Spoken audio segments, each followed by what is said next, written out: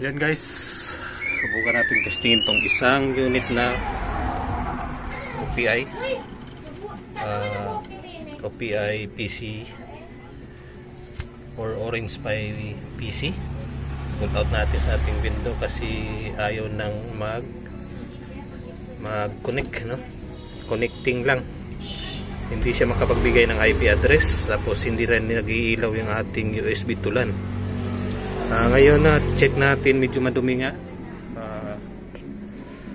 at marumi na siya, no? Tapos saksak natin dito. Mayroon na akong nilagay bagong SD card na bagong flash, no, sa image. Saksak natin siya sa power outlet para matry natin kung iilaw ba o normal ba ang kanyang board. Ayan, saksak natin dito sa outlet. Bantayan nyo guys itong ilaw niya dito sa LAN port, kung nagbi-blink ba o hindi, kasi kung hindi, sira na ang ating board.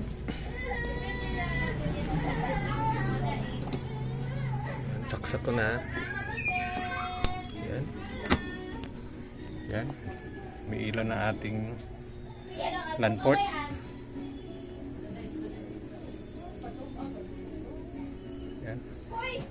Hintayin natin mga 1 minuto, pero normal yan talaga, ilang seconds lang magbi-blink na yan, 3 times, then steady, tapos blink ulit 3 times, tapos off. Ngayon pag hindi siya mag-off, sira na ang ating board. Pero subukan muna natin siyang pinisin kasi maalikabok na, baka grounded lang sa alikabok. Okay, yan, no? So tagal, no? Hindi siya nag-blink, hindi rin nag-off. So possible na short na ang board.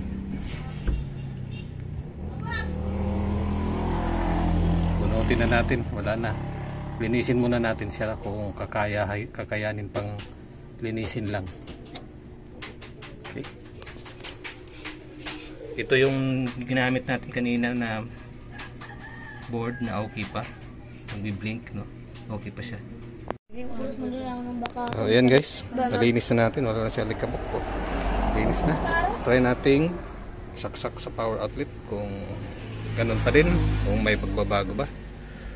Okay, bantayan nyo ang yung LAN port kung may pagbabago sa signal. Ayan. Oops. Ayan. Okay, yan, ilaw na. Oh, nagbi-blink na, parang okay na yata. Tingnan natin, nag-ilaw na rin ng green. So, posible okay na siya. Nag-grounded lang siya sa alikabok, kulang lang sa linis. Yan, nag-off na. Wala nang ano, wala nang ilaw sa LAN port. Try natin uli. Bunutin. Tapos saksak uli. Yan. Bantayan nyo ang LAN port, no, dito. Yan. Saksak ko ulit, tapos bilangin nyo yung blink nya. Ilang blink, dapat 3. Okay, 1, 2, 3. Yan, steady, tapos blink ulit 3, tapos off. 1, 2, 3, off. Okay, goods. Okay pa. Okay, ganyan lang. So yan guys, temporary natin na siya sinaksak, no? Kung okay na ba siya, makakonect na tayo. Kasi yung una, hindi lumalabas yung portal, connecting lang palagi, hindi nagbibigay ng IP address. So ngayon susubukin natin, saksak na natin sa outlet ang main window kung tumira na. Tayo so, outlet, saksak na natin. Okay, tingnan natin ang port, dapat iilaw yan pagka ready na ang system.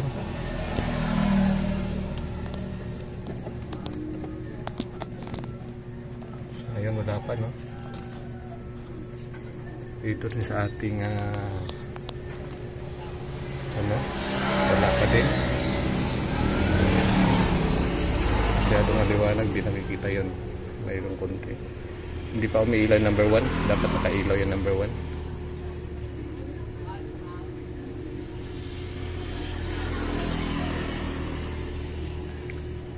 So, tingnan natin kung anong. Pasensya na kayo guys sa ano.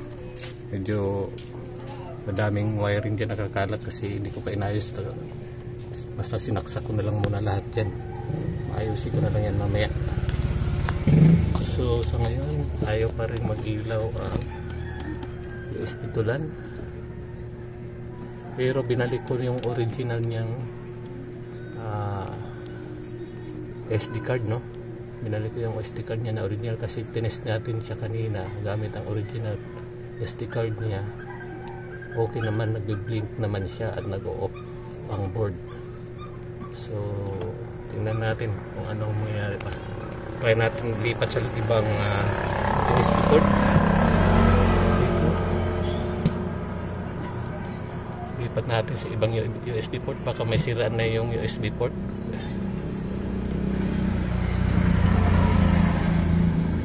Off muna natin. After kung malipat guys ang ating USB to LAN sa ibang USB port, wala pa rin nangyari sa ating paglipat, no? Hindi pa rin gumana. So second step, tinesting na naman natin yung ating CB, yung custom board.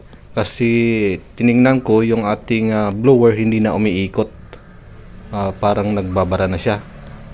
At hinawakan ko yung ano, yung kanyang converter, yung pula na nasa kaliwa. Yan, yun ang back converter 12 volts to 5 volts. Siya rin ang nagsusupply ng power doon sa ating OPI board. So nung hinawakan ko yung capacitor niya, masyadong mainit. Ibig sabihin guys, may posible problema na ang ating back converter o step down converter. Kasi mainit na siya. Wala naman siyang kinalaman doon sa ating blower kasi 12 volts naman yun, direct naman yun sa 12 volts na power. So yung issue dito is yung power ng ating OPI PC, yung motherboard natin, no? Kaya siguro gulo-gulo na yung system ng ating OPI kasi low power na. Matapos tayong mag-diagnose sa mga popsicles guys sa ating Wi-Fi bendo, nakuha na natin ang kanyang problema. No, unang-una ang kanyang problema is maalikabok ang ating motherboard or yung OPI board doon mismo sa kanyang microprocessor, yung IC na mismo. Kasi nakatutok nga sa kanya yung fan blower ng processor. Kaya punong-punong alikabok. Yun, nilinis natin, naging okay siya. After nun, tinesting natin siya, wala pa rin. So naghanap pa tayo ng mga problema at napansin natin yung CB, yung custom board. Kaya nga ginawa natin, nagpalit tayo ng custom board. So yan guys, popsicles, ang ginawa nating solusyon ay bumili tayo ng bagong CB, no?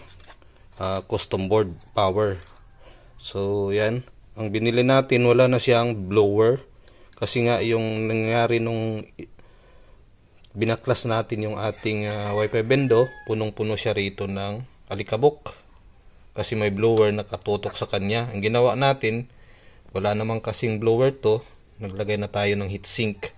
Kung mas maganda na malaki, mas malamig ang ating ating CPU.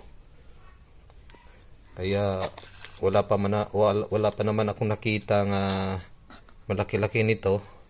So yan na lang nilagay ko muna yung standard, no, na heatsink kasi dito wala namang blower. Pero kung gusto niyo lagyan ng blower, pwede rin naman. Mas maganda yon sa cooling system niya. Kaya lang ang problema natin, nagbibuild ba ang likabok? Yun ang nangyari sa ating CB na punong-puno na alikabok, nag-short circuit ang microprocessor, yung kanyang IC. kaya nag hindi nag-iilaw yung power ng ating OPI kasi nga nag-short na yung ating processor o yung motherboard natin, at hindi na rin namamatay yung ilaw ng ating LAN port kasi nga doon sa ating alikabok na nag-build up dyan. So sa akin lang, mas maganda talaga tong wala nang blower, heatsink na lang ang ating panlaban dyan. So yun na lang, check natin mamaya kung okay na siya.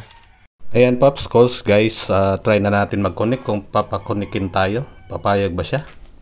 Yan, so yan, connected na tayo Pops, calls guys. Ayan, try natin sa ibang AP, no? Same lang ang ating bendo, pero may tatlo tayong AP. May 5G saka 2G. So try natin siya sa ating 5G. Yan, connected pa rin siya. Pangalawang AP yan. Tapos yung isa pang AP secured. Yan, connected pa rin. Tapos yung isa pa, yan, yung open, yan, connected pa rin. So wala na tayong problema Pops, calls guys. Nasolve na natin ang issue. At sana may nakuha po kayong mga idea dito po sa ating video ini-share ngayon, dahil sharing is caring. Thank you for watching, and don't forget to like and share or subscribe sa ating YouTube channel or sa Facebook natin. Mag-follow at mag-like na rin. Try natin sa ating speed test. Yan. Fast.com, no? Yan, mayroon siyang internet, no?